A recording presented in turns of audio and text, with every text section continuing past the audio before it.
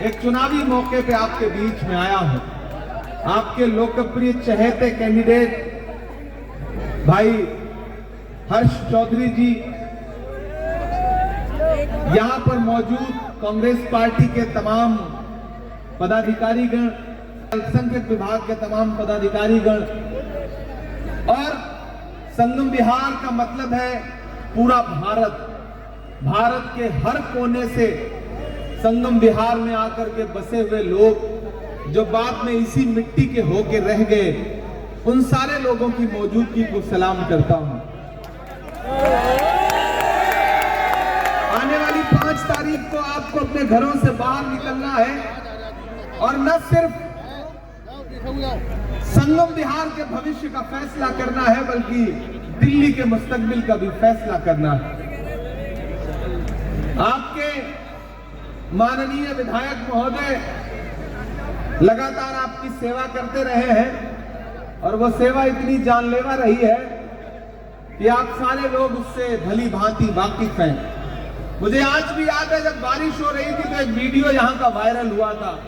एक लड़का है हम लोगों के साथ, मैं उसे जानता हूं, मुसर्रत। उसने यहाँ पर सड़क पर नाव चलाई थी, नाव में बैठ करके यात्रा की थी और वो वीडियो पूरी दुनिया में बहुत वायरल हुआ था। यहाँ हाजी यूसुफ है हम लोगों का जानने वाला, मैंने उसके जरिए भी इस इलाके की खबरें सुनी है। और आज जब मैं आ रहा था तो भाई आपके विधायक जी ने सड़कें तो ऐसी बनवा रखी हैं कि गड्ढे में सड़क है या सड़क में गड्ढा है, आप फर्क नहीं लगा सकते हैं।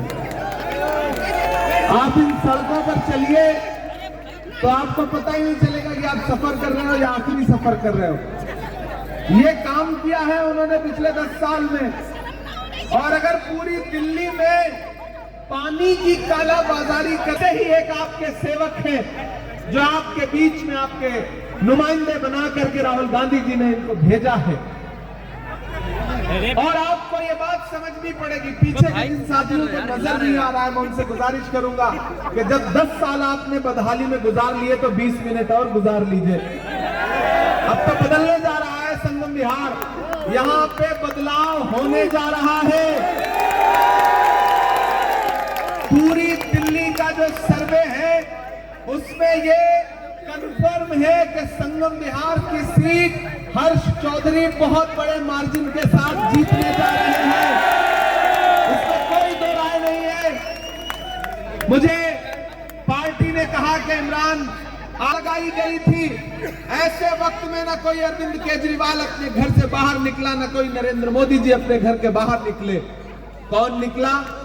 राहुल गांधी निकले, खड़े हुए दिल्ली वालों के साथ, उन्हें सीने से लगाया, उनके आंसू पोंछने का काम किया।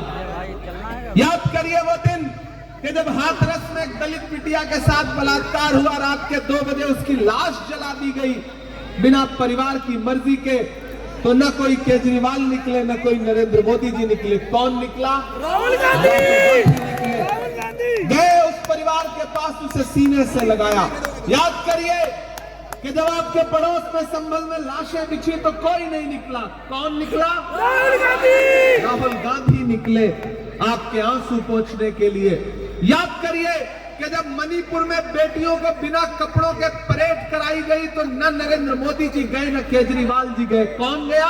राहुल गांधी। राहुल गांधी जी गए और उन बेटियों को, उन परिवारों को, वहां के पीड़ित लोगों को, मजलूमों को अपने सीने से लगाया।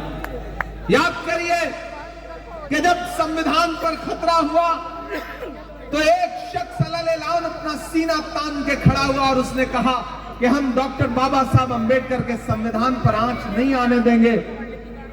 उस शख्स का नाम है राहुल गांधी। राहुल गांधी कन्याकुमारी से कश्मीर तक 4000 किलोमीटर पैदल चलता हुआ राहुल गांधी, अपने पांव के छालों की परवाह न करता हुआ राहुल गांधी। मैं चला हूं उनके साथ, मैंने देखे हैं उनके पांव के छाले।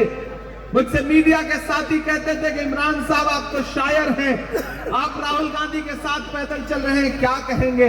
तब मैं कहता था कि जो हर जालिम से टकराएगी वो आंधी बनाऊंगा, जो हर जालिम से टकराएगी वो आंधी बनाऊंगा। नए अंग्रेज आए हैं, नया गांधी बनाऊंगा।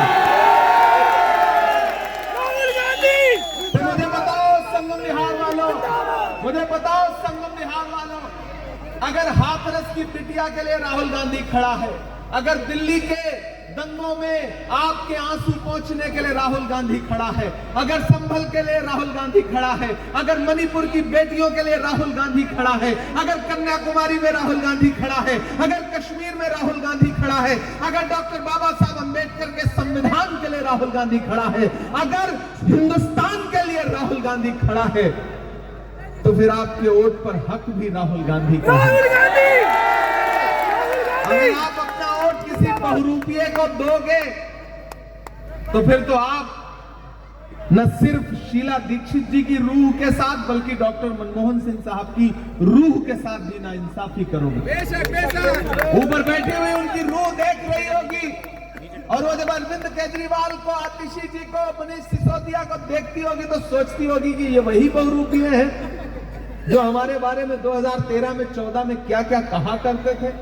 और अब जब डॉक्टर मनमोहन सिंह साहब दुनिया को छोड़ के चले गए तो ऐसे मातम कर रहे थे, लग रहा था कि इनको सच्चाई का इल्म हो गया है। 10 साल में झूठ के अलावा कुछ नहीं दिया। एक वो बड़े वाले हैं और एक उनका छोटा रिचार्ज है। बंदे ने पहले मफलर बांधा, फिर खांसी आती थी, वो खांसी अपनी खांसी ठीक कर ली, पूरी दिल्ली खांसने लगी। इतना प्रदूषण, इतना प्रदूषण, इतना